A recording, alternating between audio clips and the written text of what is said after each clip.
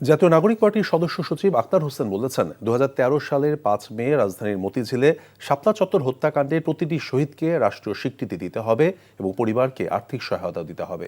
রাজধানীর বাংলা মোটরে নিজস্ব কার্যালয়ে শাপলা হত্যাকাণ্ডের একযুগ বিষয়ক আলোচনা সভায় তিনি কথা বলেন। অভিযোগ করেন, একযুগ হলেও শাপলা চত্বরের গণহত্যার সঠিক বিচার হয়নি। দাবি করেন, শাপলা চত্বর হত্যাকাণ্ডের প্রতিটি শহীদকে রাষ্ট্রীয় স্বীকৃতি দিতে হবে। আওয়ামী লীগকে যদি কেউ প্রশ্রয় দেয় তাদের প্রতিহত করার হুঁশিয়ারি দেন বক্তারা।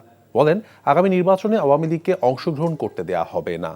আওয়ামী লীগ সম্পর্কে সকল রাজনৈতিক দলের অবস্থান পরিষ্কার করার আহ্বান জানান তারা।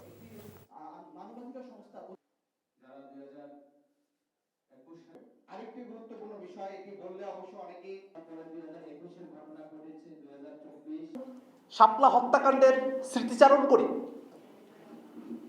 সেই সময়টাতে আমাদের কাছে দৃশ্যমান হয়ে ওঠে যে শুধু আওয়ামী লীগ নয়,